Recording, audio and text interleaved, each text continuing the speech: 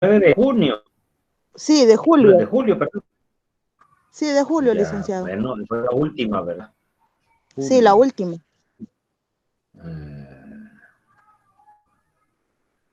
No me acuerdo si ya la...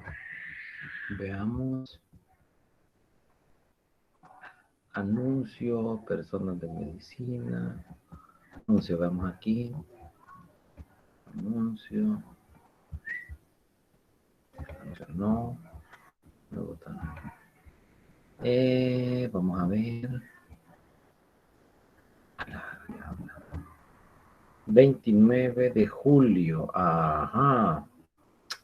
Veamos.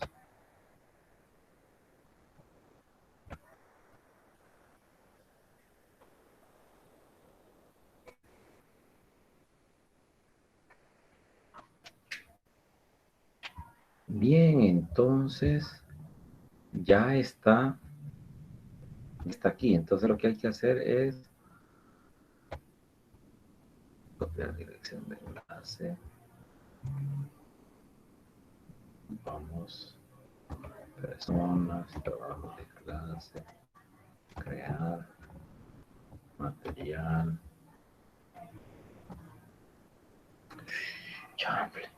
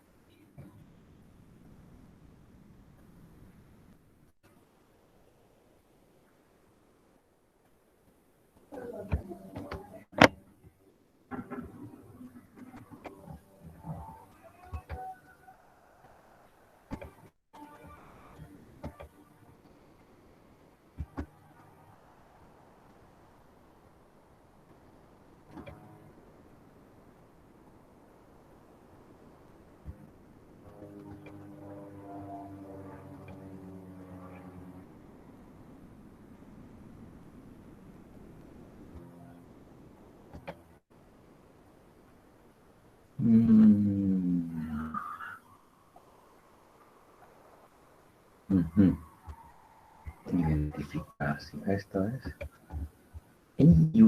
Trabajo de clase.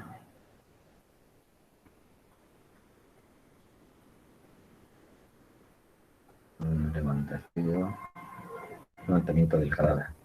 El título es Levantamiento del cadáver.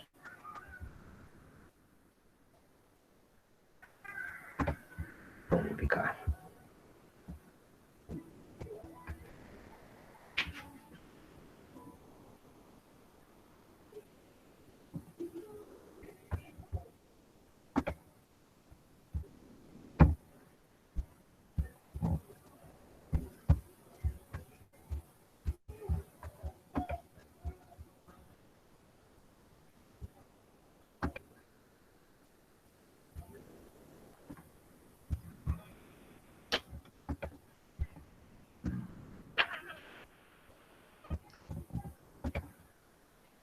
Bien, entonces fíjense bien.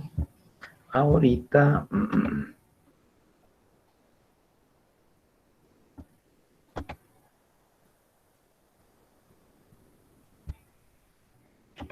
bien, ahorita he estado intentando publicarle la clase del día 27, que sería el levantamiento del cadáver, pero se produce un error. Entonces, ya voy a ver cómo se las hago llegar, ¿verdad? Para que ustedes la tengan. Porque no la sube.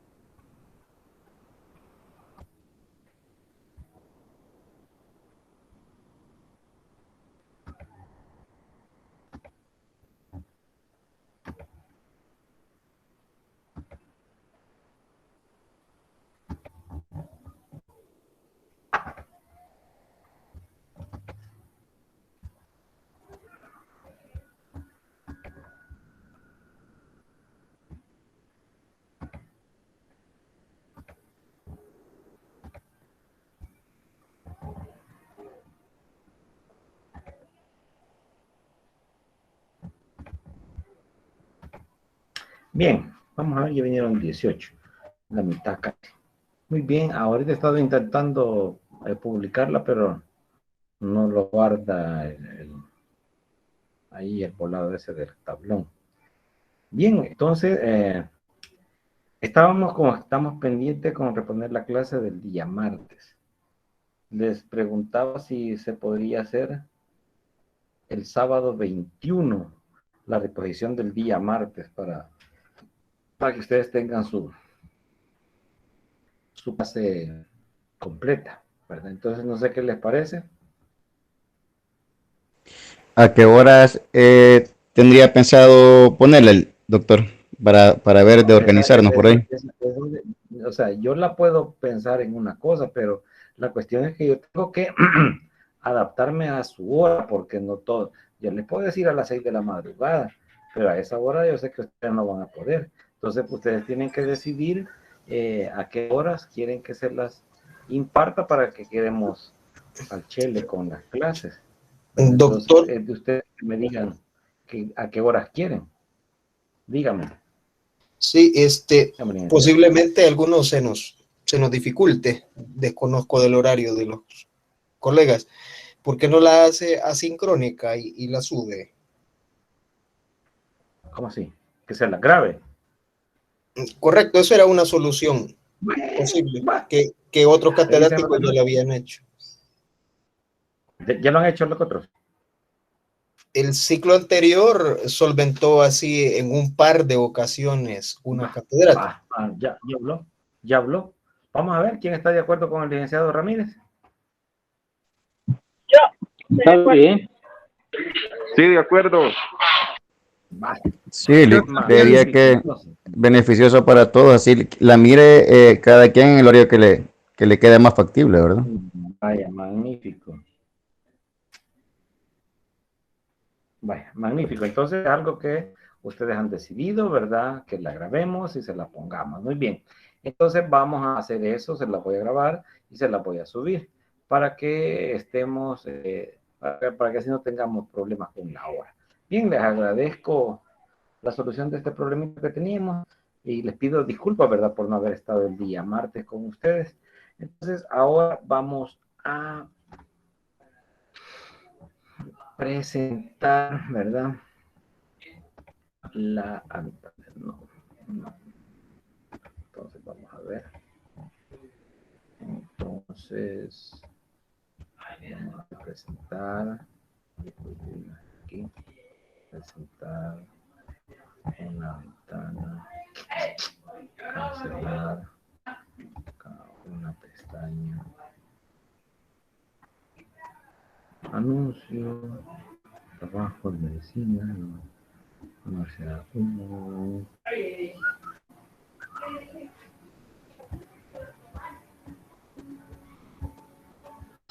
Vamos a ver, cancelar.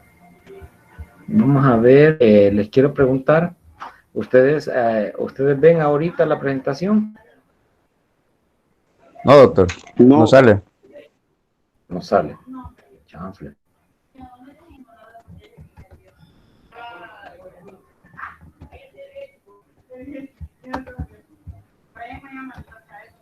Vamos a ver ahora. ¿La miran? No. No la miran ahorita. Hoy sí, hoy sí. Ahora sí está. Pues miran. ¿La miran? ¿Cuál es el tema? Vamos a ver. La identificación de un cadáver, dice. Magnífico. Muy bien. Entonces vamos a empezar. Julio César Hércules Grande, por favor, me borra uno de sus correos que está en la lista porque hay 4 personas que tienen 2 correos, ¿verdad? Entonces podemos tener problemas a la hora de la calificación. Entonces, Sí, así, por favor, me limita uno de sus correos. Gracias. correcto.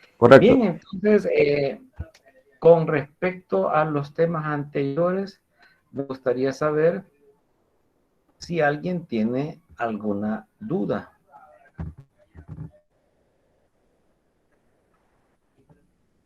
¿Mm?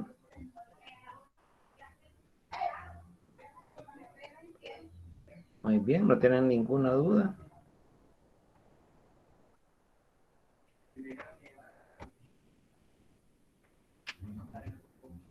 De los temas, de los primeros temas. ¿Alguien con dudas?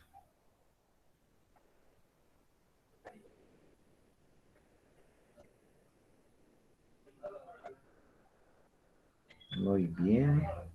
No tienen dudas. Bueno, pues, entonces, empecemos, ¿verdad? Bien.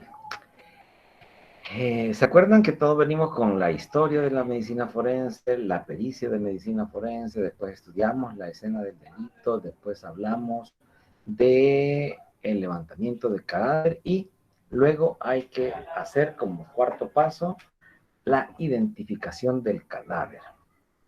La identificación del cadáver es algo muy importante, ¿verdad?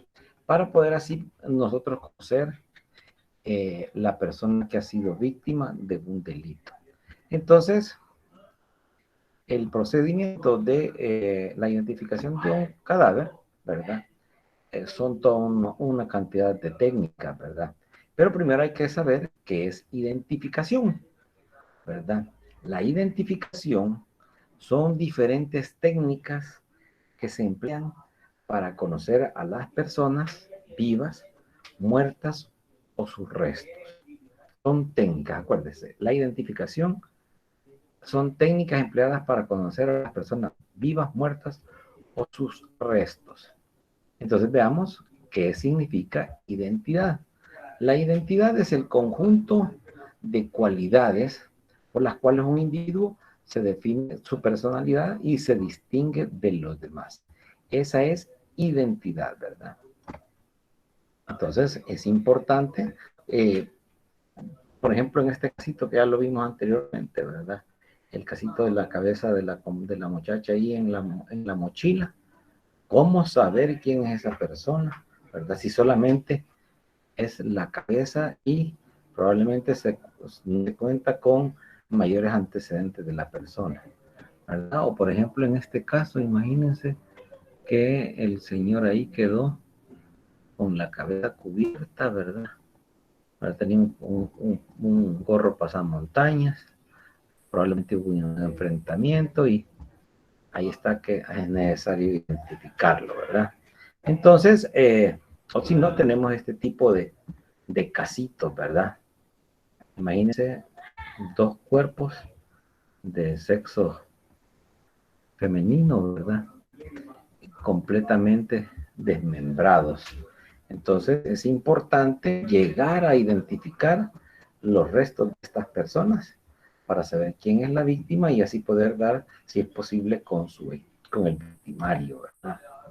También se puede dar la necesidad de la identificación en casos como estos, mire, que la persona queda completamente destrozada por accidentes, ¿verdad? De su cara, ¿verdad? No queda nada más. O cuando solo se encuentran partes del cuerpo, por ejemplo, en este caso solo encontramos el miembro superior izquierdo. O aquí en este caso encontramos de las rodillas hasta la pelvis, ¿verdad? Entonces es importante identificar este tipo de cadáver, ¿verdad? O restos humanos. O cuando ya el proceso de descomposición ha empezado, ¿verdad? También se hace importante lograr identificar a los restos humanos para saber a ciencia cierta quién es y así poder darle a la familia una solución, ¿verdad? Por la pérdida de sus seres queridos, ¿verdad? Entonces, recuérdense que es importante para conocer bien un tema que nosotros conozcamos cómo comenzó, no solo ahorita, porque muchas cosas cuando no se conocen, al final usted va a tener que aceptar lo que le diga la otra persona, ¿verdad? Si usted no tiene un conocimiento certero de lo que están hablando, puede caer en un error de aceptar algo que probablemente sea una mentira, ¿verdad? Entonces, por eso es importante que conozcamos que a través de la historia, los diferentes hechos criminales siempre han requerido una identificación. Así como se recuerdan la historieta del chino con su voz, ¿verdad? Que había matado a alguien y que se reconoció porque puso su hoz en el suelo y las moscas se le acercaron. Una técnica de reconocimiento indirecto, ¿verdad? Porque vimos que las moscas llegaron a la hoz donde supuestamente habían restos sanguíneos y en las otras no se posó ninguna. Entonces así también en la identificación de las personas, los cuerpos o sus restos no es nuevo. Eso es antiquísimo, ¿verdad? Porque, como ustedes bien saben, el delito es tan antiguo como la humanidad misma. Y si no tenemos recordemos la historia de Caín y Abel, ¿verdad? Que uno mató al otro por envidia, ¿verdad? Entonces, ahí comienza también la historia de la identificación, ¿verdad? Entonces, veamos los antecedentes más reconocidos a través de la historia en los que encontramos en China, ¿verdad? Recuerden que China es una cultura antiquísima y tiene mucha historia escrita a diferencia de otros pueblos, ¿verdad? En China ya se hacía la identificación en contratos para inmigrantes y para visitantes en el siglo 8 o 9, ¿verdad? De su existencia. También en Egipto, en el área conocida como Tebas, se conoció por primera vez el acta normativa e informativa de los robos en las tumbas y las medidas para tratar de evitarlo, ¿verdad? Entonces, esa era una forma de identificar qué es lo que estaba pasando. Antes de eso, también recordemos en la antigua Mesopotamia o Babilonia, ¿verdad? Tenemos una forma de que los artistas identificaban sus obras, ¿verdad? Porque ellos imprimían su huella dactilar en la obra que ellos realizaban, ¿verdad? Y ya con eso dejaban constancia de quién había sido el que había producido esa obra, ¿verdad? También hay alguna historia importante, ¿verdad? La historia de Daniel, que le demuestra al rey quiénes eran los que se aprovechaban de las ofrendas. La historia dice que Daniel, para ver quién era el que se agarraba las ofrendas que dejaban durante el día, él tiró polvo blanco sobre una extensión que estaba rodeando el altar. Entonces, eso lo hizo en la noche. Entonces, al día siguiente, ¿verdad? Al nomás aparecer el sol, llegó al rey y vio en el polvo blanco que había dejado sobre el área de donde estaban las ofrendas, las pisadas. Y esas pisadas lo llevaron hasta donde estaban los sacerdotes, ¿verdad? Y ahí se dio cuenta de que las ofrendas que se le hacían a Dios no desaparecían por arte de magia, sino que eran personas las que llegaban y se las llevaban. Entonces así fue como identificó quienes hacían que las ofrendas a Yahvé desaparecieran, ¿verdad? Ya más adelantito, en el siglo II antes de Jesucristo, en Roma, ustedes bien saben que la cultura romana tiene una amplia influencia en su materia, en su carrera. Entonces ahí ya se crearon los tribunales permanentes, ¿verdad? Esto es importante porque ya en los tribunales de Roma también ya se hacía la identificación de los delincuentes, ¿verdad? Estamos viendo ahí que, vamos a ver, permítanme. El licenciado Soriano ha levantado la mano, vamos a ver. Dígame, licenciado. Buenas tardes, doctor. Buenas tardes a todos. Sí, solo aunando ahí, no recuerdo el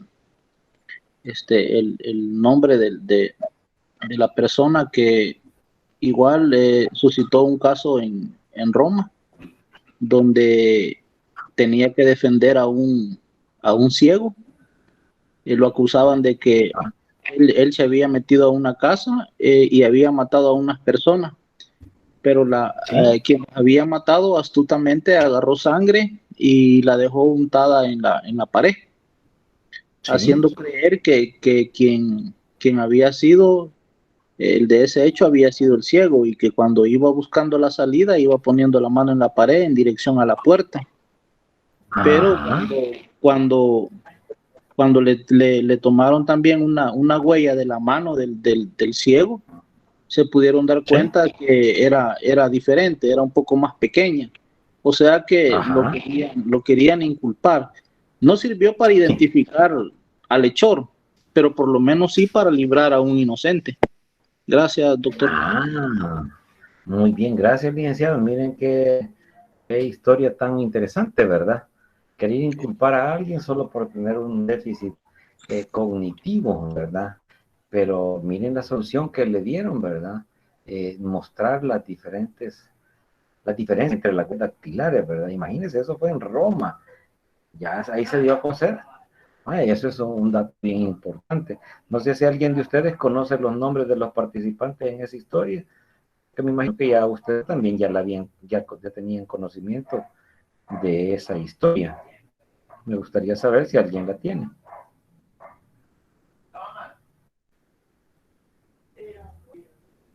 Cinco, 4, 3, 2, 1. Bueno, se las vamos a dejar de leer, o si no, el licenciado Soriano más adelante nos va a ilustrar, ¿verdad?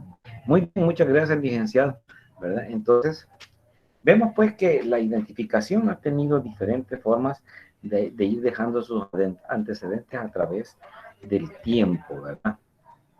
Es tanto pues que así, recuérdense que los conquistadores de la India fueron los ingleses.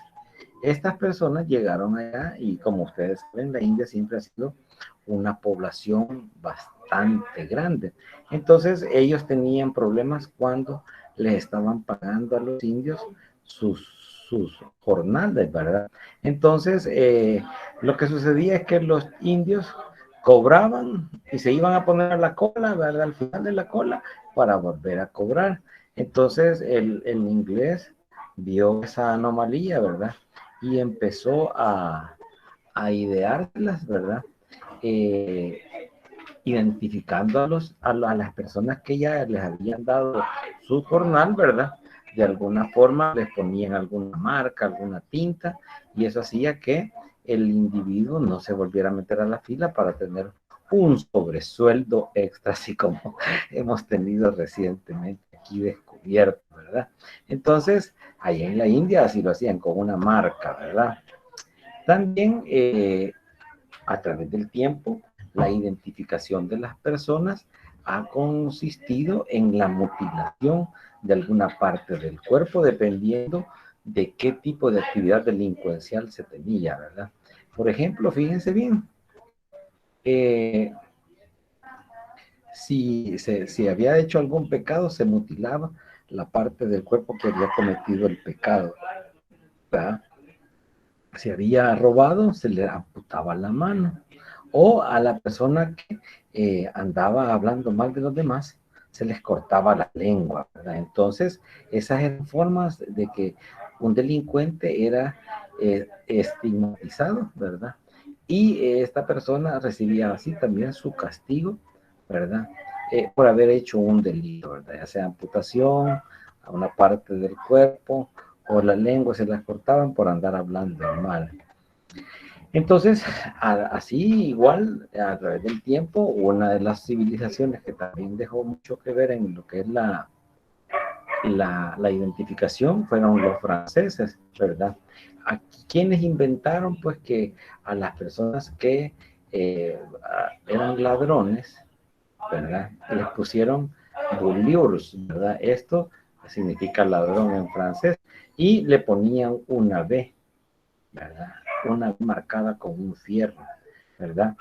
Si era la primera vez que realizaban ese tipo de delito, pero cuando la persona era capturada nuevamente cometiendo el mismo delito, se les aplicaba el fierro que decía gal, ¿verdad? Y estos eran enviados a las galeras. Esto terminó cuando en Francia se dio la Revolución Francesa, y también en la misma Francia, fíjense bien, se aplicaba también así con el fierro, ¿verdad? Un fierro que tenía una flor de lis. Esta flor de lis se le aplicaba a las prostitutas en el hombro izquierdo, ¿verdad? Era un signo real, ¿verdad? Y eso identificaba a las mujeres que ejercían esa profesión en esa época. También esta costumbre de marcar desapareció hace apenas 6 siglos, ¿verdad? No, 4 siglos, no, 3 siglos, el siglo XVIII, ¿verdad? También, como ejemplo, tenemos que en Rusia, ¿verdad? A los delincuentes se les cortaba las narices para poderlos identificar.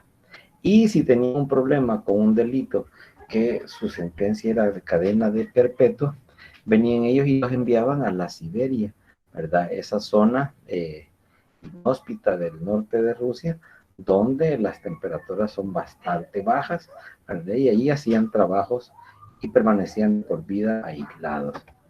Entonces, también tenemos como técnica de identificación la forma en la cual los nazis, ¿verdad?, aplicaron los tatuajes de números a la población judía, ¿verdad? Para así poder también distinguirlos si eran polacos, si eran judíos, si eran de algún otro tipo de país previo a la Segunda Guerra Mundial, ¿verdad? Entonces ellos les ponían el tatuaje con un número que ellos ya sabían cuál era su identidad, ¿verdad? También se han usado para la identificación plumas, pinturas y tatuajes, ¿verdad? Esto para determinar el nivel de la escala social que podría tener una persona en ciertas tribus, ¿verdad? Y la marca de fuego, como ya habíamos hablado, ha sido usado bastante en los criminales. Entonces, para ya entrar en el tema, ¿verdad?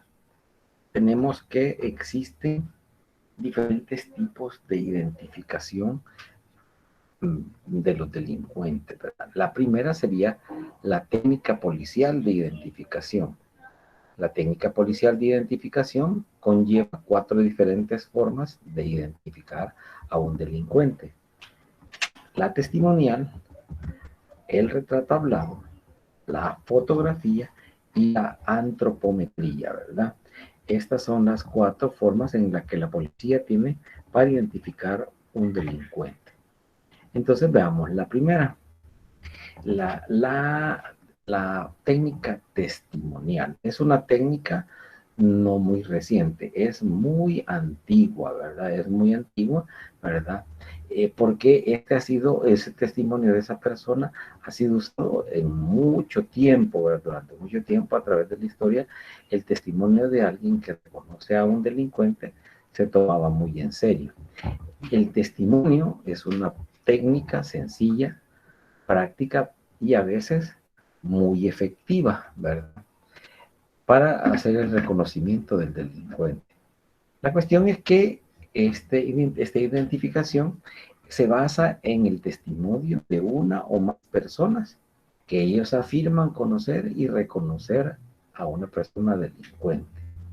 Pero tiene la desgracia que es una prueba anticientífica, porque la persona que brinda el testimonio debe de poseer buena salud, tienes que ser bastante observadora y detallista, honesto y además no mostrar interés en el procedimiento de la identificación, ¿verdad?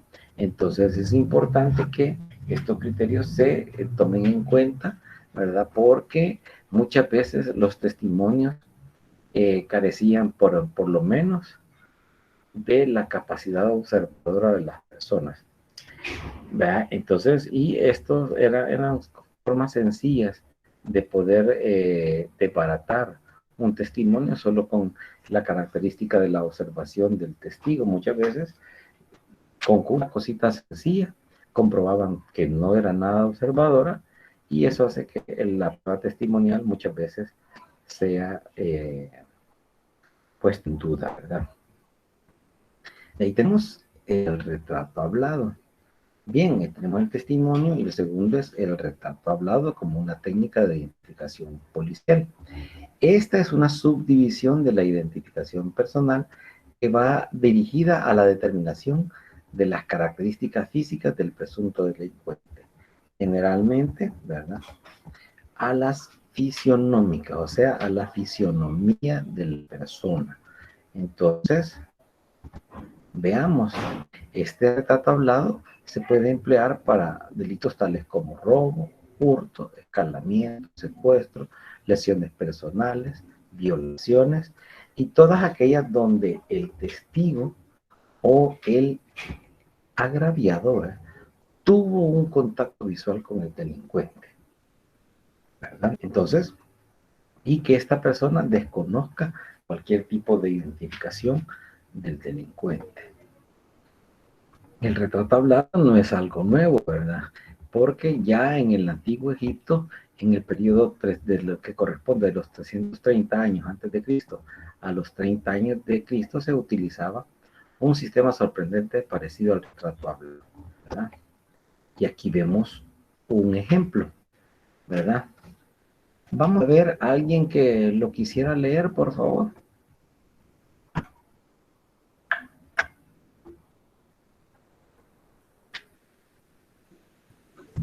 Retrato Ya lo hablado. leo, doctor. Vale, Ahorita, vamos a ver. Hola, Lick, buenas tardes. Buenas tardes, licenciado. Dígame, vamos a ver, léame ahí el ejemplo de retrato hablado. Ok, voy. Retrato hablado. Fechada el 10 de junio del año 196. Existe una afiliación griega bastante detallada y precisa que dice así. Un joven esclavo de Aristógenes, hijo de Crispo, el diputado de Aldanda, que lleva el nombre de... Crisipo, Perdón, Crisipo, dice. Crisipo. Crisipo. Perdón, de Crisipo, el diputado de Aldanda, que lleva el nombre de Sermón, alias Nelios Ahuido. Es un sirio de Vandyke, de unos 18 años de edad, de talla mediana, sin barba. Tiene las piernas rectas, el mentón con fositas, una verruga en forma de lenteja en la cara izquierda de la nariz, una cicatriz en la comisura izquierda de la boca y está tatuado con caracteres bávaros en la muñeca derecha. Lleva una bolsa conteniendo 3 minas y 10 dracmas de oro, un anillo de plata sobre el que está representado un vaso de perfumes y una raqueta. Muy bien. Gracias, licenciado. Bien, ¿verdad? Muchas personas, primero vamos a ver que tenemos que, para nosotros en nuestra situación, quedamos así un poco desorientados, ¿verdad? Porque veamos cuáles son las características físicas de una persona siria, ¿verdad? Fíjense que en aquel tiempo, en el año 196, ¿verdad? Ya la gente hacía sus diferenciaciones por el sitio de origen, ¿verdad? El sirio. Los sirios tienen que tener alguna característica, ¿verdad? Que los hace diferentes a los demás, ¿verdad? Pero a esta persona también se le acompañaba su edad, ¿verdad? Su estatura, sin una barba, tenía las piernas rectas, tenía en el mentón tenía una fosita y tenía una verruga en forma de lenteja en el lado izquierdo de la nariz, ¿verdad? Y además en la comisura izquierda de la boca tenía una cicatriz. Y tenía además caracteres bávaros en la muñeca derecha. Vamos a ver, aquí vamos a hacer todo de conocimiento, ¿verdad? Porque ¿cuáles son los caracteres bávaros del tatuaje? Vea que es algo que si uno no lo conoce, dice, ¿qué puede tener? Tiene una florcita, tiene líneas, tiene espinas, tiene huesos, ¿verdad? Entonces, si alguien no está relacionado con los caracteres bávaros del tatuaje, ahí se pierde, ¿verdad? Pero imagínense que en aquellos tiempos ya sabían categorizar los tatuajes, ¿verdad? Dependiendo de la zona de donde venía la persona tatuada, ¿verdad? Entonces, este tatuado tenía carácter bávaro en la mano derecha. Permítame que ya va a acabar la batería.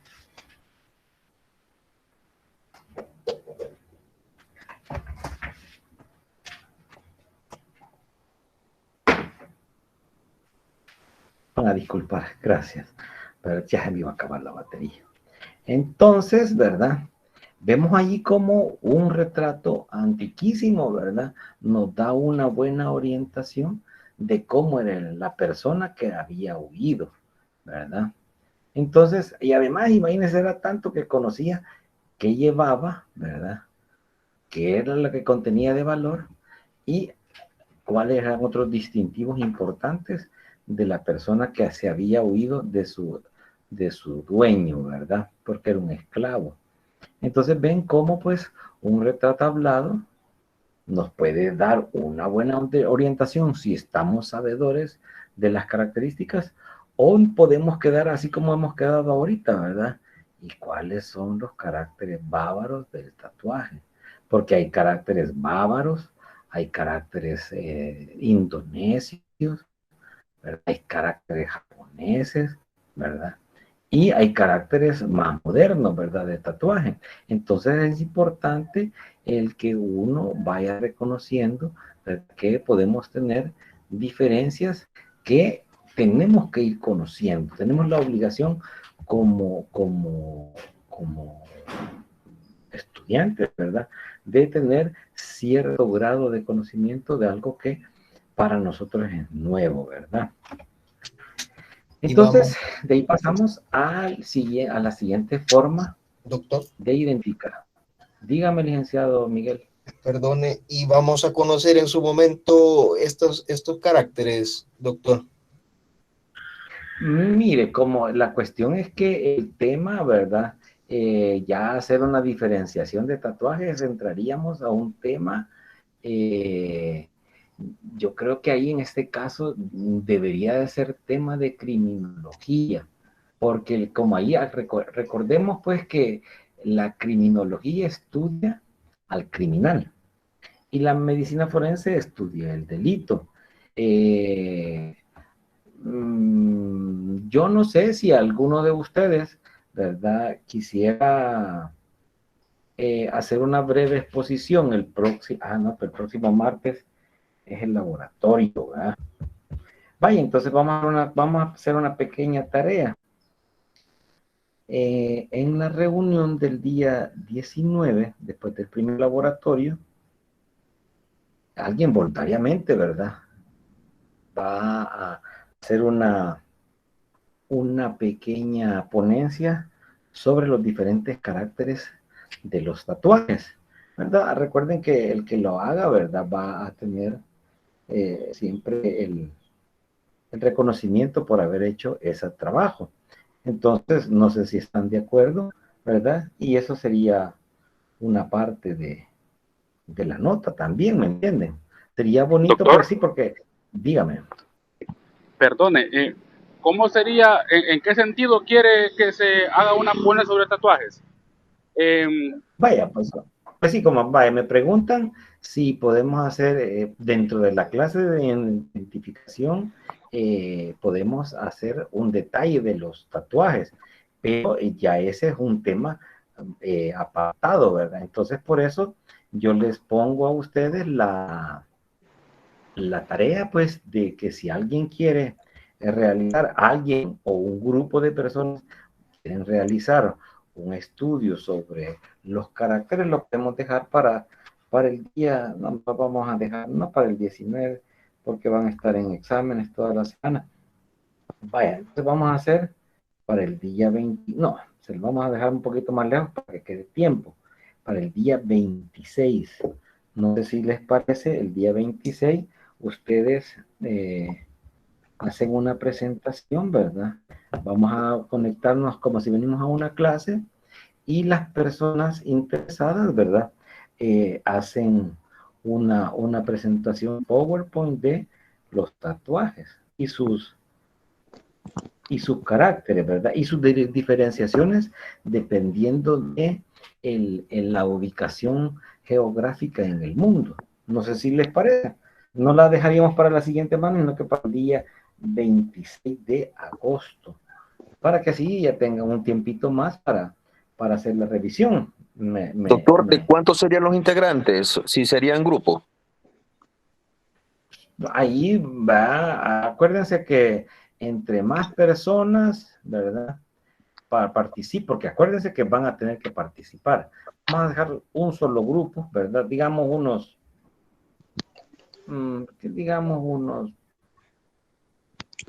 son 38 ustedes.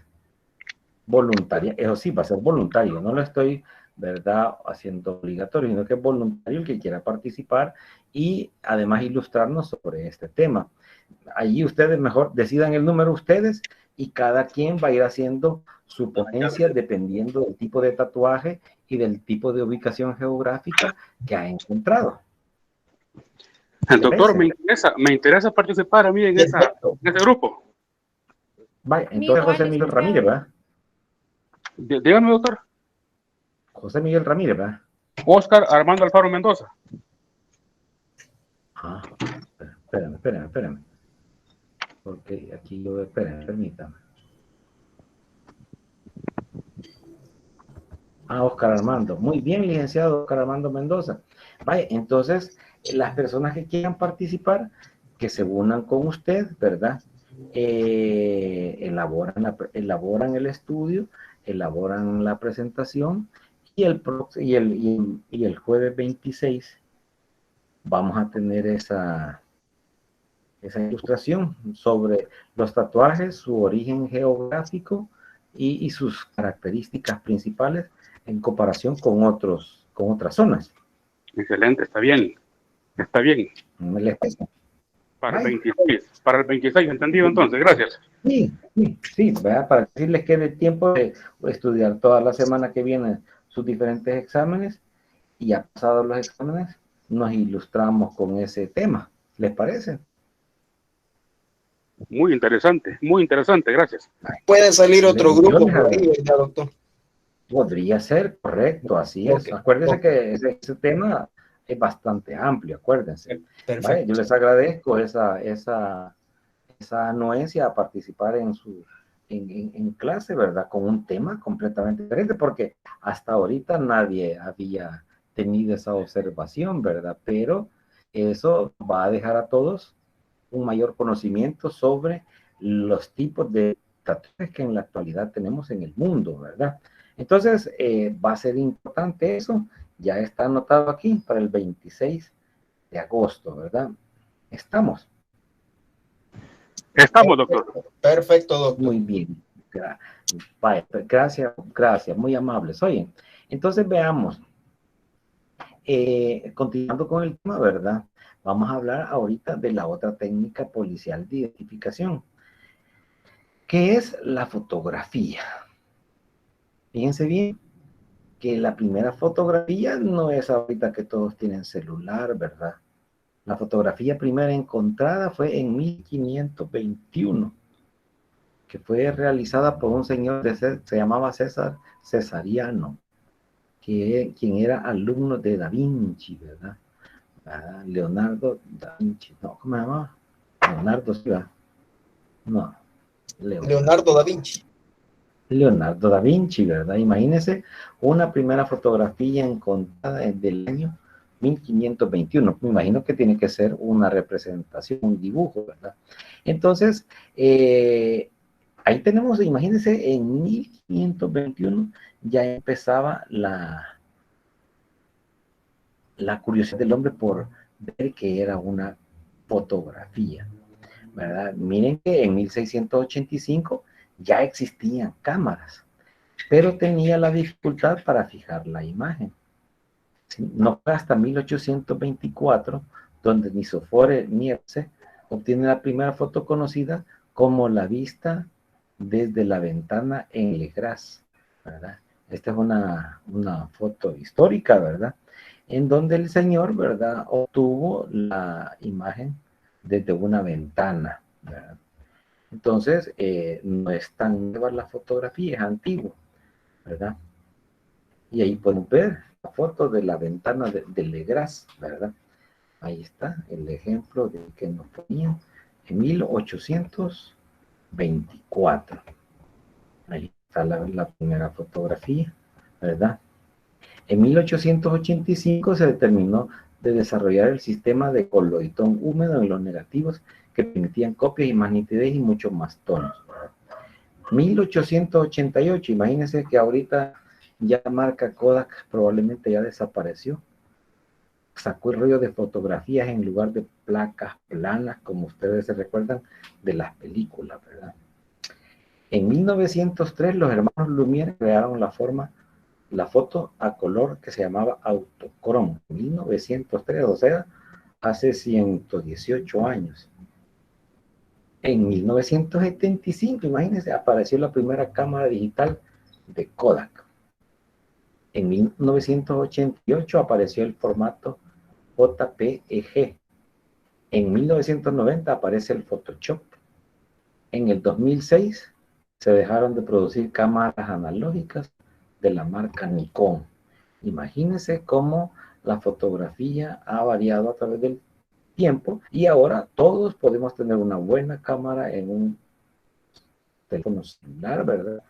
Que puede variar desde poquitos megapíxeles hasta una buena cámara con bastantes megapíxeles, ¿verdad? Ahí sí ya me quedo lento yo porque no sé cuántos megapíxeles tienen de máximo las mejores camaritas, ¿verdad? Entonces, pero aquí pueden ver ustedes una de las primeras fotos que se realizó en Inglaterra, en Argentina, ¿verdad? Esta fue la número 5 de un delincuente. Se llamaba Pablo Llanes. Retrato en septiembre 28 de 1899, ¿verdad? Ahí tenemos, imaginen, podemos ver las características físicas de un delincuente de Argentina de aquel tiempo, ¿verdad? Mientras que ahora ya podemos ver con mayor nitidez una buena fotografía, ¿verdad? De frente y de perfil con las orejas descubiertas para poder hacer la identificación de la persona. Perdón. Continuando con la historia de la identificación, ¿verdad? Identificación contó con el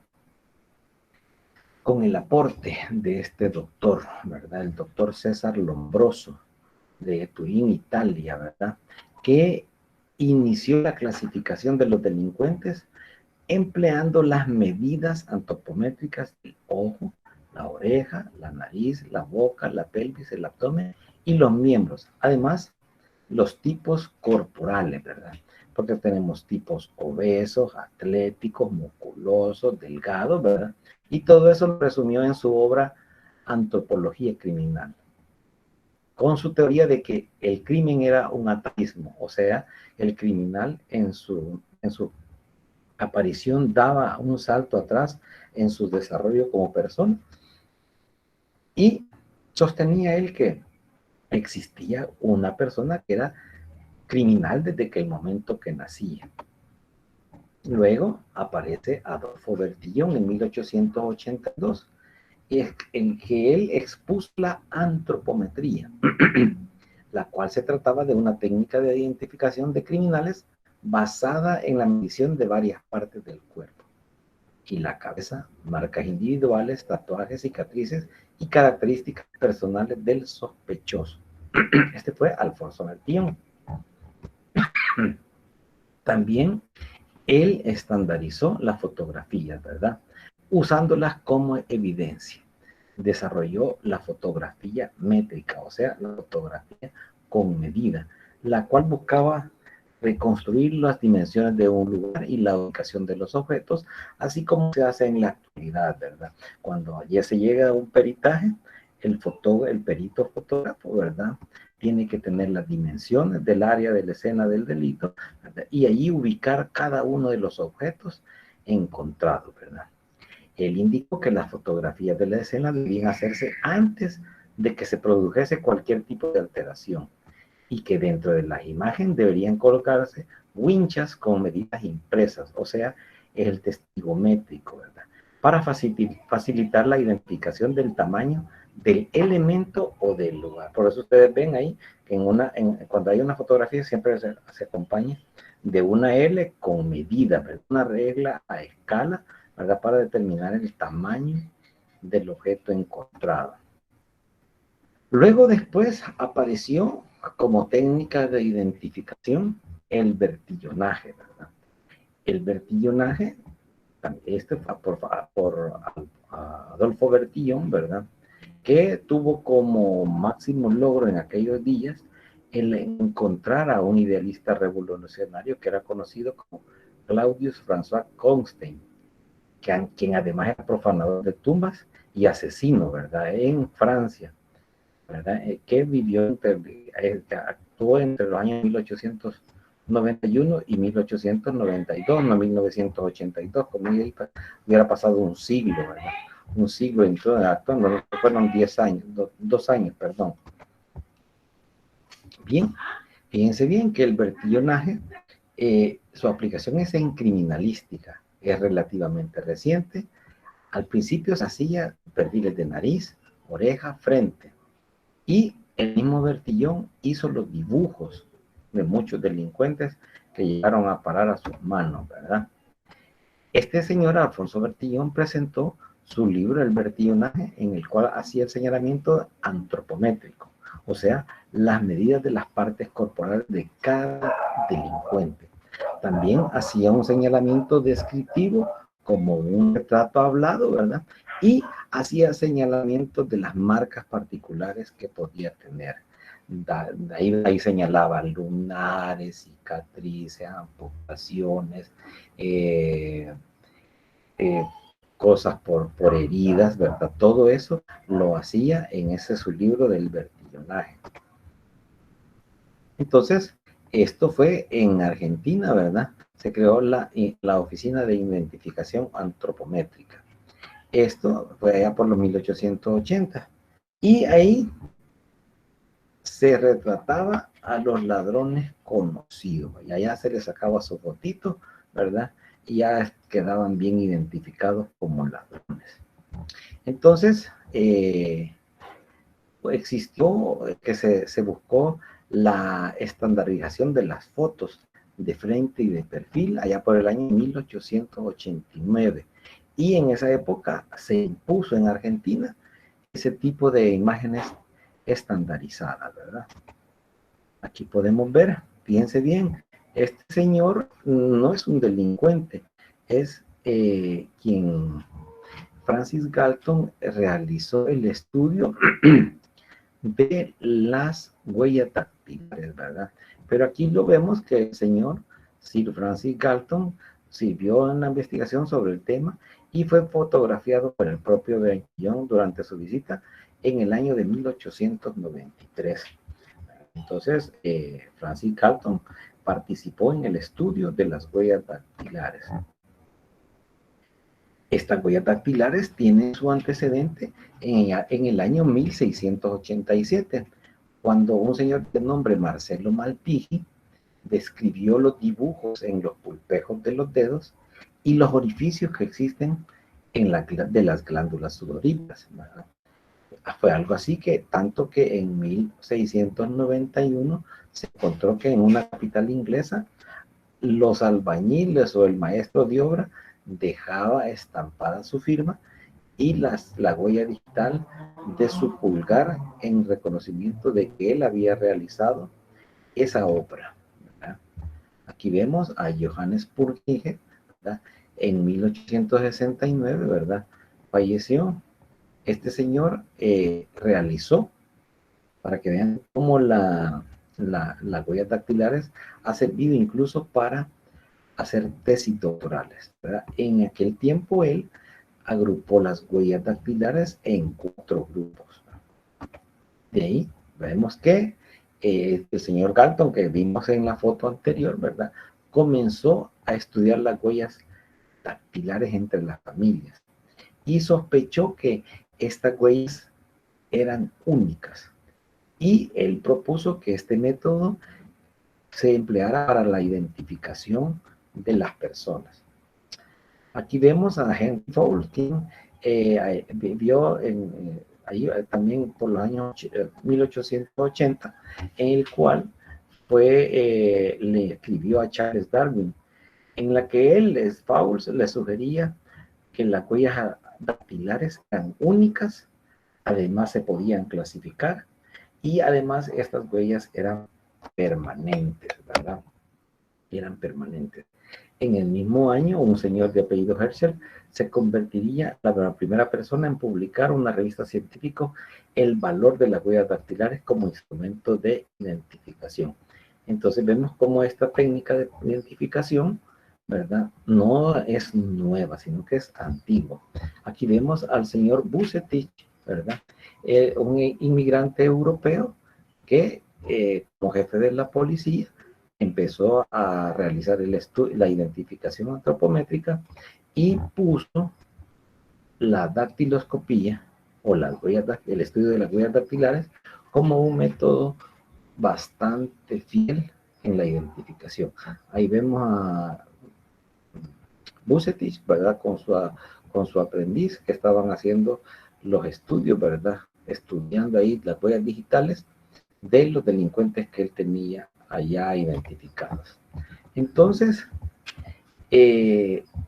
teniendo como base el sistema de Bertillon que medía todo el cuerpo de un delincuente, este Vucetich en 1893 divulgó las instrucciones generales para la identificación antropométrica, que incluía un apartado de las huellas digitales, ¿verdad? Miren, 1893. También ahí se añadían señas particulares y cicatrices, pero se quedó solamente la altura como una medida importante. Y en 1896, en la Argentina, ese fue el sistema de identificación oficial de parte de la policía.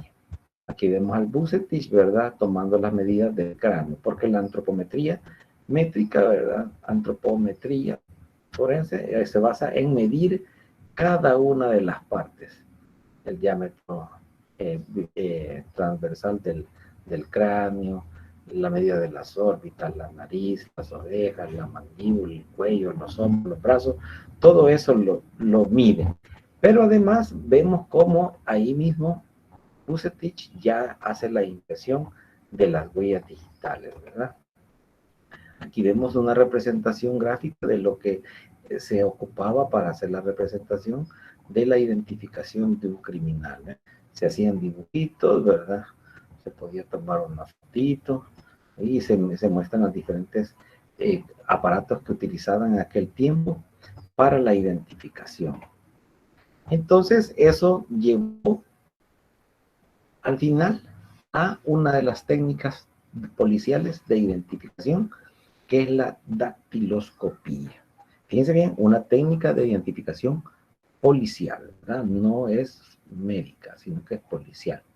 Entonces la dactiloscopía es la ciencia que propone identificar a las personas físicamente, consideradas por medio de las impresiones de reproducción física de los dibujos formados por las crestas papilares en las yemas de los dedos. Es el concepto que dio Vucetich por los 1890. Doctor. Dígame, licenciado.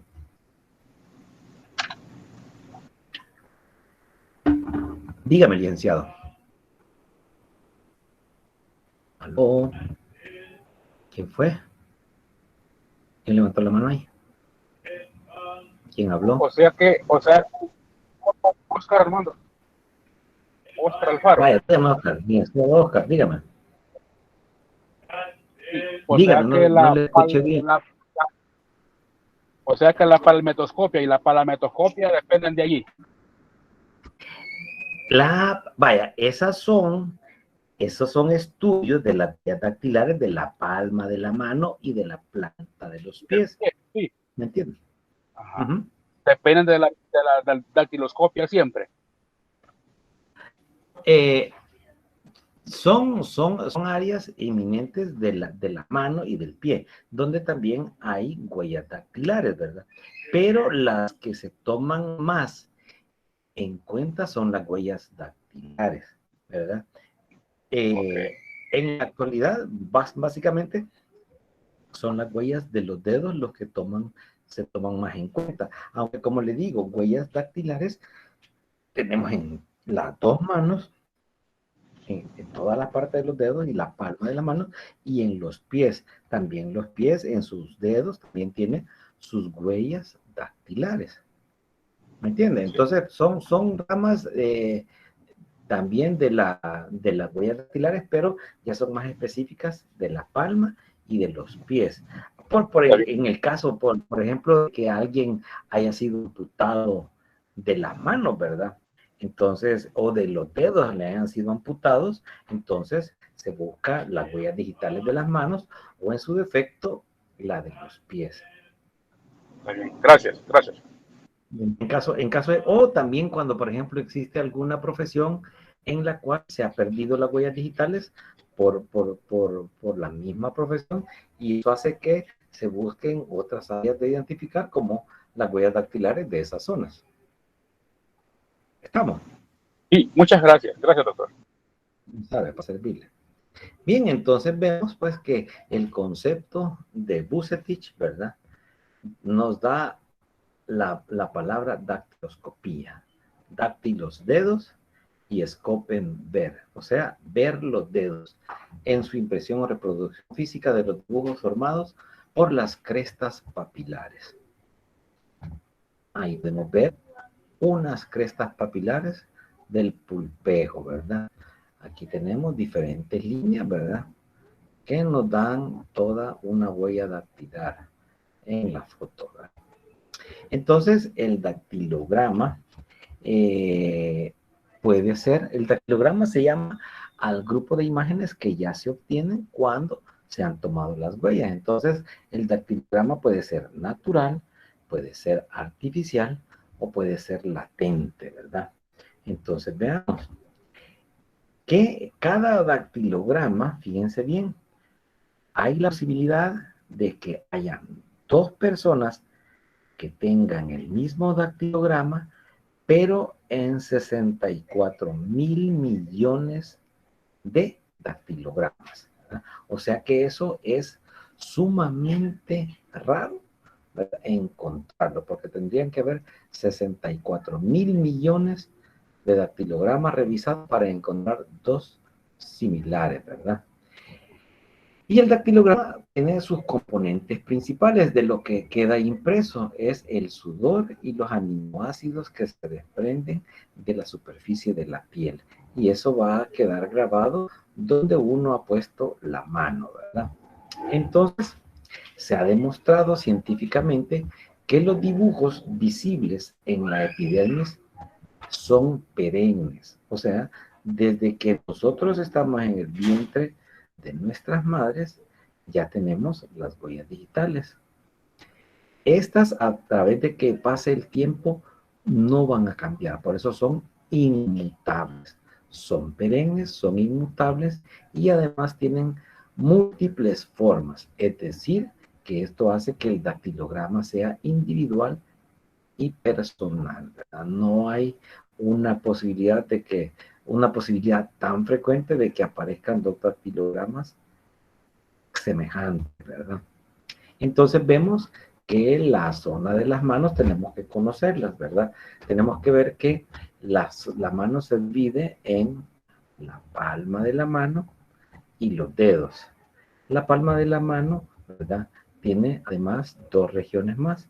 La región hipotenar que está en la base del dedo pulgar, mientras que la región tenar es la base que está a nivel del dedo anular y el meñique cerca de la muñeca. De ahí tenemos el centro de la palma de la mano y de ahí tenemos los dedos que constan con falanges.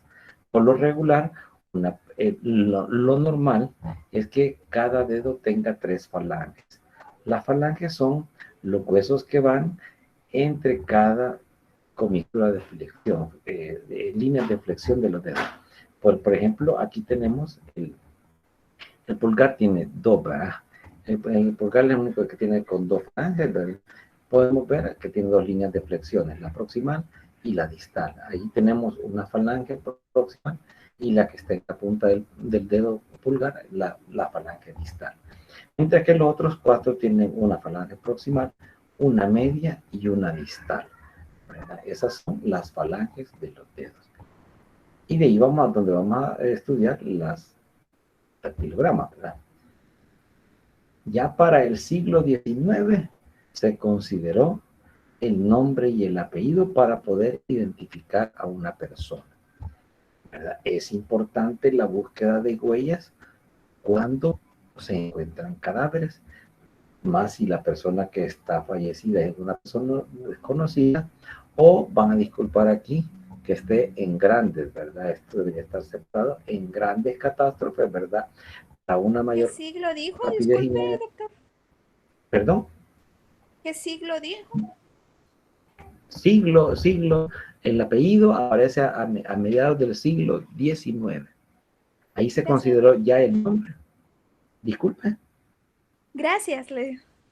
Vaya, a mediados del siglo XIX se considera el nombre y apellido como una forma de identificación. Entonces, en grandes catástrofes, ¿verdad? Para una mayor rapidez de identificación se hace uso de la búsqueda de huellas. Y si la persona ya está fichada, ¿verdad? Vamos a caer como una persona que es delincuente. Entonces, para buscar los dactilogramas, vamos a ver, permítame. Vamos a ver, licenciado Soriano Portillo, ¿cuál es su duda?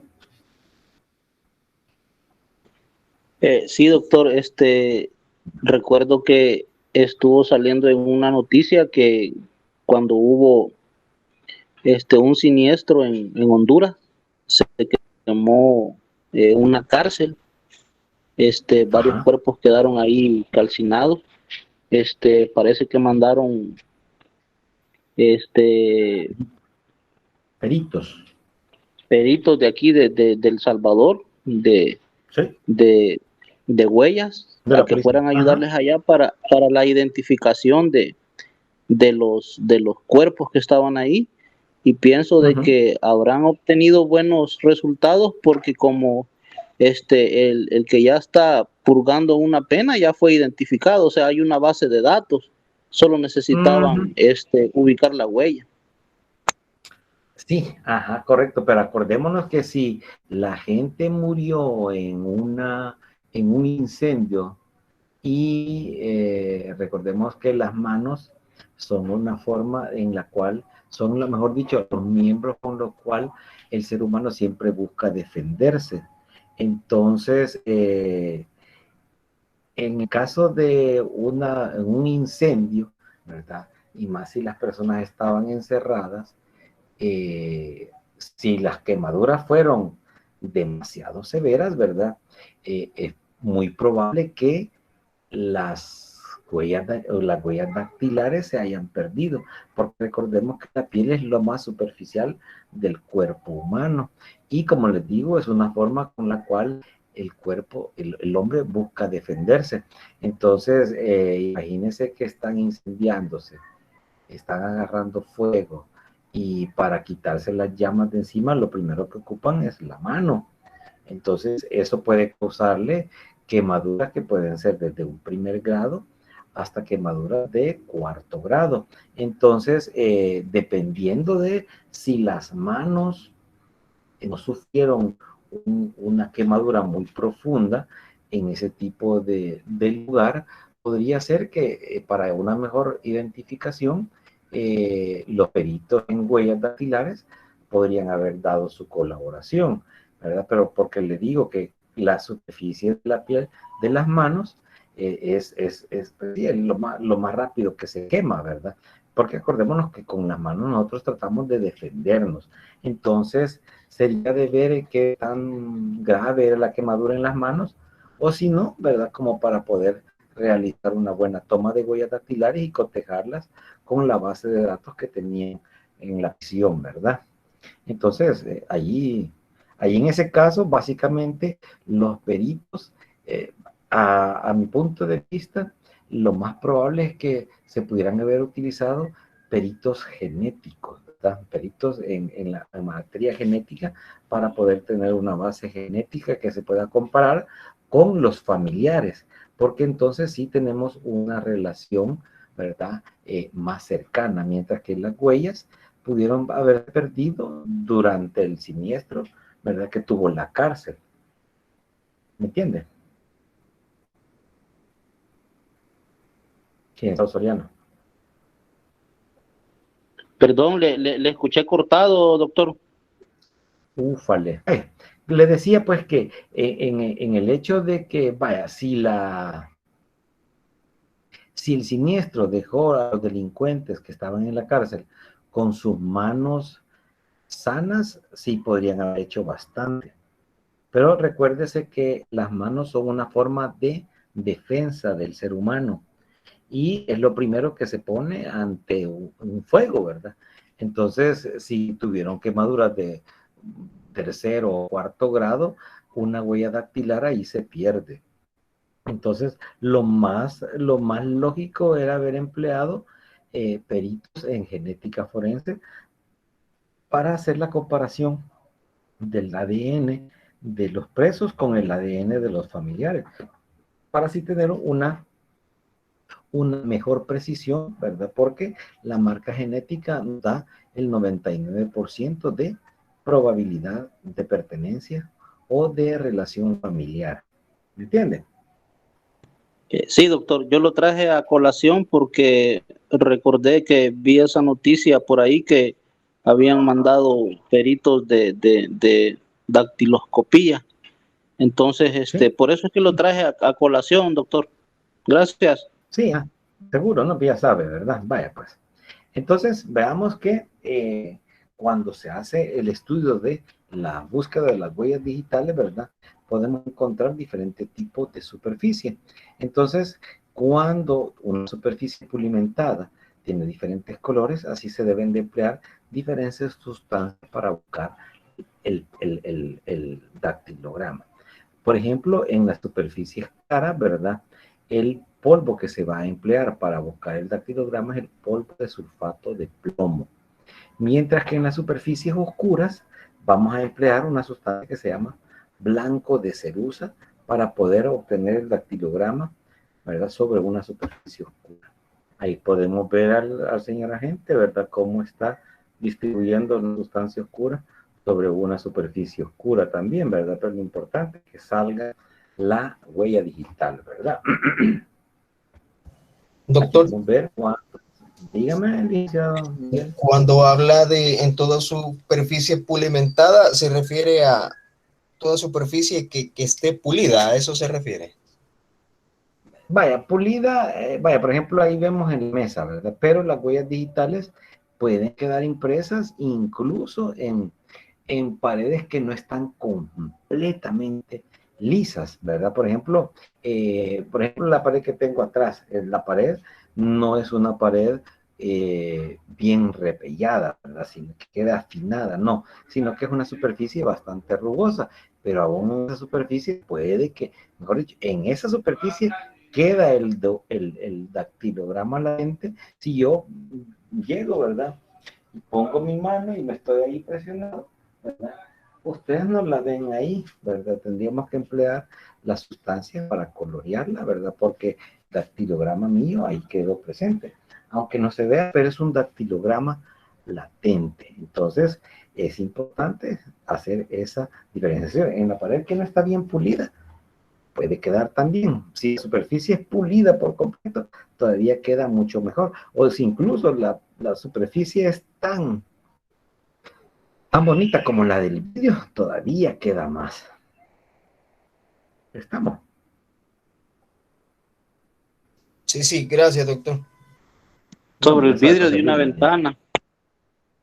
De una ventana, sobre una mesa, Espejo. sobre un azulejo también puede quedar. Solo que no se mira, ¿verdad? Usted pone, veamos el caso de alguien que llega a uno de esos cuartos que son usados por cierto tiempo, donde no se oyen ruidos anormales, ¿verdad? Y usted se dirige al baño y se resbala y pone su mano en el azulejo, ahí queda, ¿verdad?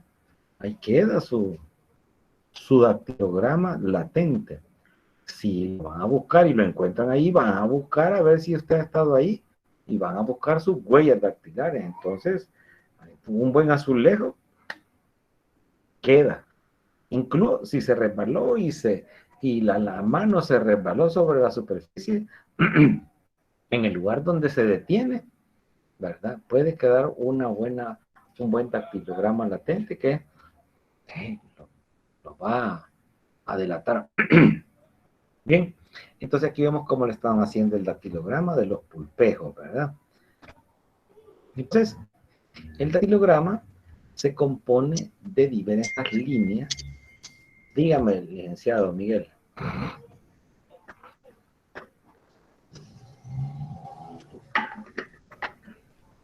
José Miguel, dígame, licenciado.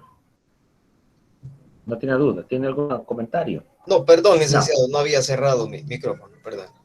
No tenga pena. Gracias, hoy. Bien, entonces veamos. Como técnica de identificación policial, ¿verdad? Vamos a buscar el dactilograma. El dactilograma tiene diferentes tipos de líneas, ¿verdad? La primera que vamos a ver es son las líneas basilares, porque son varias, no solo es una. Las líneas basilares, por decirlo así, son los que están en la base del pulpejo, ¿verdad? Estas son líneas transversales que están inmediatamente por encima del pliegue de flexión. ¿Cómo sabemos cuál es el pliegue de flexión? Ustedes pueden ver el dedo, lo voy a flexionar, ¿verdad? Exactamente donde está flexionándose el dedo, ese se llama pliegue de flexión. Entonces, ahí tenemos pues que en el dedo, ustedes pueden ver, ahí está el pliegue de flexión. Mira, ahí ya lo flexioné, ¿ves? Ustedes ven, ahí donde se hace la curva, donde se hace el ángulo digital, ¿verdad? Ahí tenemos el pliegue de flexión, que es esa línea gruesa. Inmediatamente por encima van a ver líneas transversales en ese pliegue de flexión. Esas son las líneas basilares. Ahí, aquí tenemos, ¿verdad? El dedo, tenemos pliegue de flexión, y exactamente por encima tenemos las líneas basilares. Luego tenemos el siguiente tipo de líneas que se encuentran en el dactilograma. Son las nucleares. Fíjense bien, esta está situada entre las nucleares y las marginales, ¿verdad? Aunque las líneas nucleares, ¿verdad?, que no existan. Hay gente que no va a tener líneas nucleares. Estas son líneas que pueden cerrarse sobre sí mismas formando un círculo o emerger por uno de los lados del dactilograma. Entonces, si ahí en el centro del dedo podemos ver que ahí en el centro del pulpejo está un grupo de líneas que son las líneas nucleares. Y de ahí tenemos las líneas marginales. Estas van a estar situadas, ¿verdad?, en el margen, en el borde de los dedos, ¿verdad? Estas líneas pueden empezar aquí y subir hasta la punta y de ahí terminar del otro lado.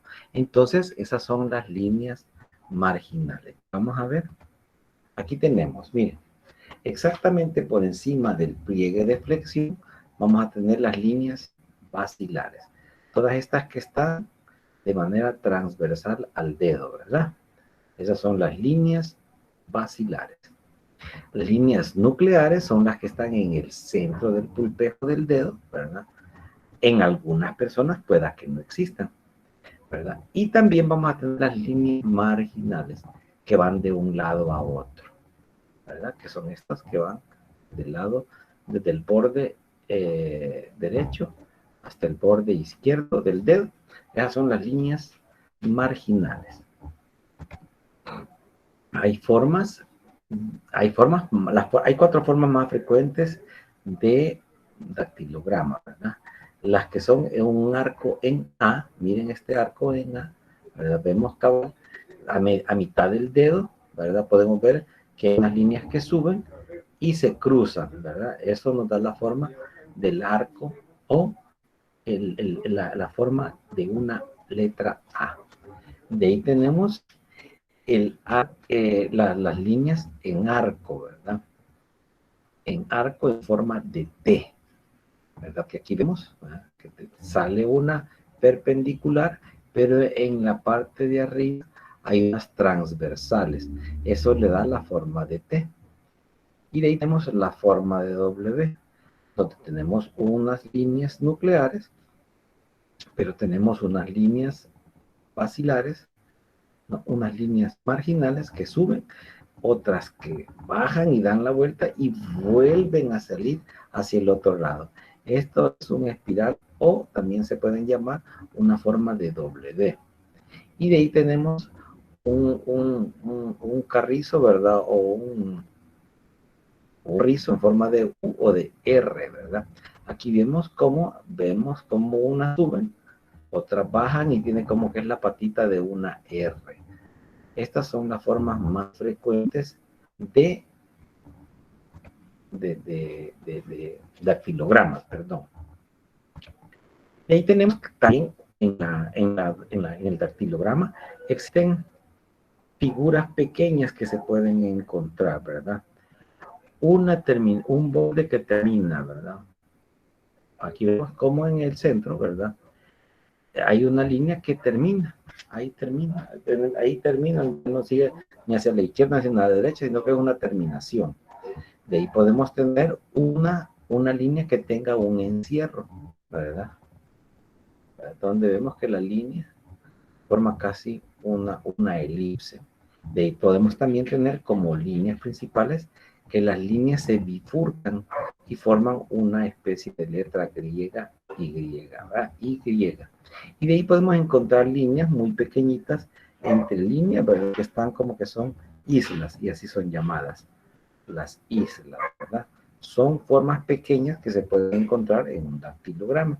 Y todavía eso da una mayor certeza cuando se hace el cotejo de las huellas digitales, huellas dactilares. Bien, entonces, pero fíjense bien que el dactilograma puede sufrir alteraciones, ¿verdad? ¿Cuándo se va a alterar el dactilograma? Primero, cuando ya alcanzamos la edad mayor. Cuando ya se acerca, ya tenemos somos unos adultos mayores, esto hace que podríamos perder o nuestra huella dactilar se deteriore, ¿verdad? También se puede deteriorar la huella dactilar si la persona está demasiado deshidratada. También se pierde el dactilograma si padecemos de quemaduras en los dedos o si tenemos lesiones abrasivas, ¿verdad? Por ejemplo, las personas que juegan mucho cemento, aceites o ácido, ¿verdad? O así como la persona que anda exprimiendo limones con los dedos, las sustancias químicas que se expelen a través de la cáscara del limón cuando uno lo aprieta, al ser muy frecuente su uso, eso va eliminando las huellas dactilares por abrasiones químicas, ¿verdad? Entonces, estas son las 4 formas en el que el dactilograma se puede alterar. También pueden haber alteraciones profesionales, o sea, aquellas alteraciones que están relacionadas con las diferentes actividades laborales que pueda tener el individuo. Como ya les mencionaba, la persona que maneja mucho cemento, ¿verdad? El cemento es una sustancia química abrasiva que si es frecuente, eso hace que desaparezca la huella digital. O también podemos tener alteraciones de nacimiento, que son conocidas como patológicas o teratológicas. Las alteraciones profesionales, ¿verdad? Se van a estar relacionadas con aquellos trabajos que realiza la persona, ¿verdad? Con sustancias químicas como la acetona, formol, ácidos corrosivos, detergentes, cementos, cal y ladrillos, ¿verdad? O también podemos tener callosidades como los mineros, los granjeros, los motoristas de buses, ¿verdad? Gente que usa las manos para trabajos pesados va a tener en sus manos callo, ¿verdad? Entonces, esas son alteraciones que se relacionan con el tipo de trabajo que tiene la persona. Y de ahí tenemos las alteraciones de nacimiento, ¿verdad? Las alteraciones patológicas son varias, ¿verdad? Estas alteraciones patológicas son congénitas, o sea, que las tenemos, la persona que las tiene desde que se formó en el vientre de la madre, ¿verdad? Son fenómenos teratológicos que nacen con un individuo. Los tipos principales son la polidactilia. O sea, esta deformidad se caracteriza porque la mano tiene más de los 5 dedos normales que conocemos, ¿verdad? Aquí podemos ver una polidactilia con 1, 2, 3, 4, 5, 6 dedos. Y fíjense bien, todos están bien formaditos, ¿verdad? Eso se llama polidactilia. Poli, que viene de muchos, ¿verdad? Entonces veamos en los pies, mire, este tiene 1, 2, 3, 4, 5, 6, 7, 8 dedos en cada uno de los pies. Poli, muchos dedos, polidactilia. Luego tenemos la electrodactilia. Esta deformación se caracteriza por tener el número de dedos menor de los normales. Uno tiene 5, puede tener 3, puede tener 2, puede tener 4, ¿verdad? Electrodactilia. La sindactilia va a ser aquella en la cual los dedos están unidos por una membrana o están que semejan a los patos, ¿verdad? Entonces veamos. Aquí tenemos la electrodactilia. Mire, esta persona tiene solamente 3 dedos. Aquí tiene solo 2 dedos, ¿verdad? Aquí vemos como el de los pies tiene 2 dedos, ¿verdad? Y al igual en las manos. Aquí, miren la familia aquí, tienen menos dedos en los pies. Y la sindactilia que tiene aquella membrana entre los dedos. Aquí vemos el porcentaje que se presenta, ¿verdad? Dependiendo de a dónde está, ¿verdad? Tenemos, ¿cuál es la más frecuente? Es la sindactilia que une el dedo medio con el dedo anular. Esto se presenta en un 50% de los casos, ¿verdad? Luego tenemos la membrana que se presenta entre el dedo anular y el dedo meñique. Esta se encuentra en un 30%. Luego tenemos la que se encuentra en la membrana entre el dedo índice, y el dedo medio. Este tiene un 15% de aparición. Y cuando la membrana se encuentra entre el dedo pulgar y el dedo índice, esa la encontramos en un 5%, ¿verdad?, de apariciones. Esa es la sindactilia. Aquí podemos ver, miren, el niño tiene 1, 2, 3, 4, 5, 6. Tenemos polidactilia con sindactilia, ¿verdad? Aquí también, miren, tienen más número de dedos. Aquí esta persona tiene 4 dedos, mire. Tiene 1, 2, 3, 4. El otro de la parte tiene 5 dedos en cada mano y en pies también, ¿verdad? Aquí tenemos la sindactilia, mire. Aquí se mira entre el dedo índice y el dedo medio está una membrana, ¿verdad? Aquí la vemos en la otra mano, que se mira un poco más extendida. De ahí tenemos la macrodactilia, que es una o varios dedos más grandes de lo normal, o con el desarrollo exagerado de los dedos. Y de ahí tenemos la microdactilia, dedos menos desarrollados que los normales. Aquí vemos una macrodactilia, ¿sí? Y del otro lado tenemos una microdactilia, donde a la parte del meñique tenemos un dedito chiquito. Microdactilia y macrodactilia. También aparecen dedos bífides. Estos dedos aparecen divididos en su parte media. Y el amputado, ¿verdad?, puede ser una ausencia total o parcial del dedo, que puede ser traumática o genética, ¿verdad? Aquí tenemos la bífide dactilar. Mire, este dedo aparece separado, ¿verdad? 2 deditos aquí. Aquí la otra, la separación es un poquito más grande, ¿verdad? Tenemos un dedo pulgar y tenemos otro dedo pulgar saliendo del mismo. También podemos tener cicatrices que obstaculizan el correcto cotejo dactiloscópico. Por ejemplo, personas que tienen quemaduras muy graves en la palma de la mano de niños, se les hace una cicatriz que los hace que los dedos queden así. Entonces, esto ya no se puede recuperar, ¿verdad? El tejido que quedó ahí es tan fibroso que se hace bien difícil que los dedos vuelvan a estirarse, entonces, por quemaduras demasiado profundas. O también podemos tener anquilosis. Esta va a ser una atrofia congénita o adquirida que imposibilita la correcta toma de las impresiones. Por ejemplo, si los dedos les quedan flexionados, ¿verdad? Les queda así por una lesión en la muñeca, ¿verdad? Pues se dañó el tendón de este dedo, o le pueden quedar varias así. Entonces, eso ya queda anquilosado y no se le puede tomar una adecuada huella dactilar. Mira, ahí está, mira. Anquilosis. Estos no se pueden extender, estos dedos no se pueden extender, y los pulpejos quedan, son de difícil acceso. También tenemos braquidactilia, uno o varios dedos más cortos de lo normal. La isodactilia, todos los dedos son de la misma altura. La anisodactilia tiene una disposición anormal de los dedos. Braqui, iso y anisodactilia. Miren, dedos de diferentes tamaños, ¿verdad? En diferente posición, ¿verdad? Ahí vemos braqui, iso y anisodactilia. También tenemos sinfalangia, en la cual falta una falange, solo tiene 2 falanges. Polifalangismo puede tener hasta 4 o 5 falanges, ¿verdad? Y queratodermia. Aquí la piel no se puede distinguir una cresta de un surco en los pulpejos, ¿verdad? Y no hay huella digital. Aquí podemos tener la sinfalange. Mire, aquí esta persona tiene 4 dedos. Donde es el dedo índice, se perdió. Mire, se perdieron las falanges del dedo índice.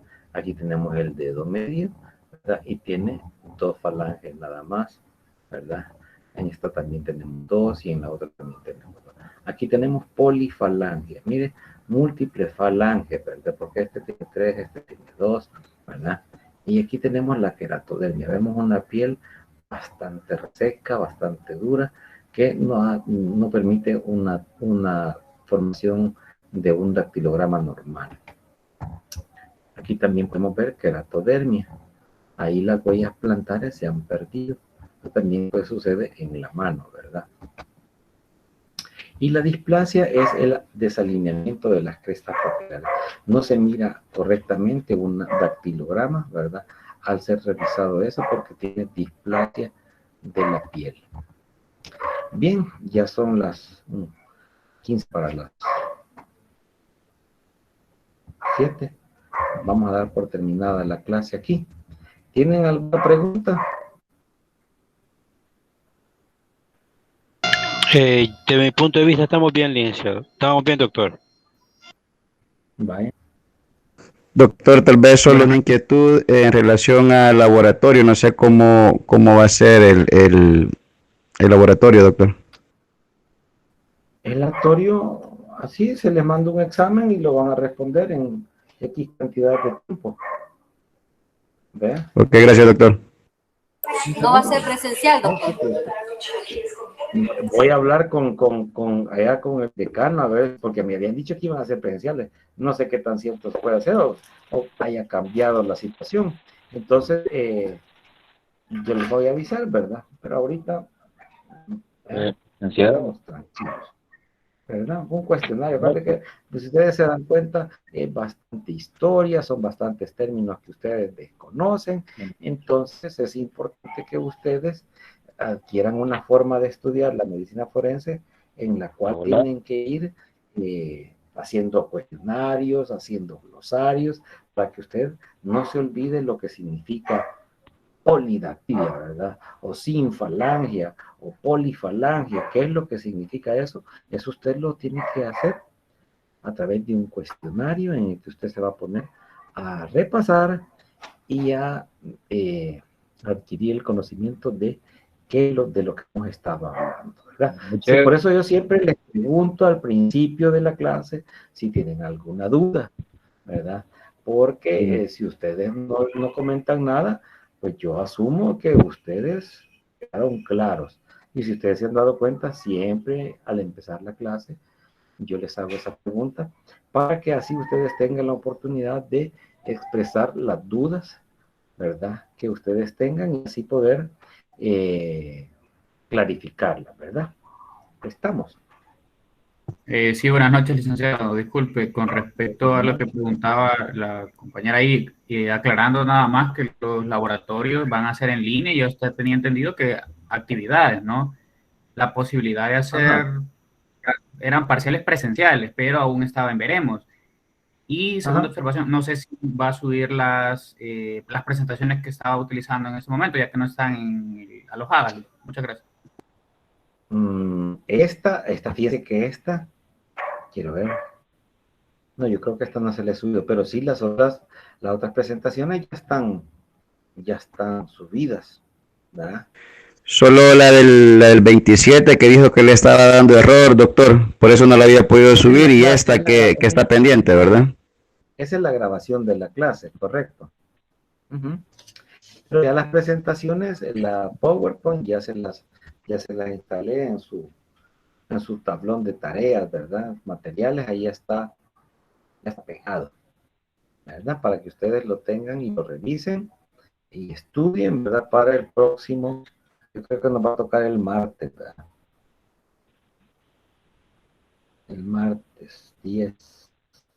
No, sí, el martes 10 sería el examen, ¿verdad? No, el 16, 17 sería.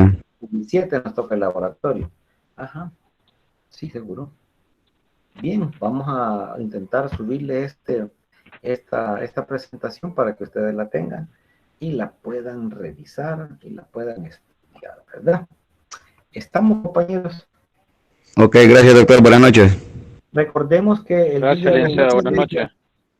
Recordemos que el día 26 van a haber 1 o 2 grupos que nos van a hablar de las características geográficas de los diferentes tatuajes. ¿Estamos? Sí, doctor, gracias. De acuerdo, doctor. Buenas noches. Que tengan una buena noche, descansen, nos dan buen provecho también.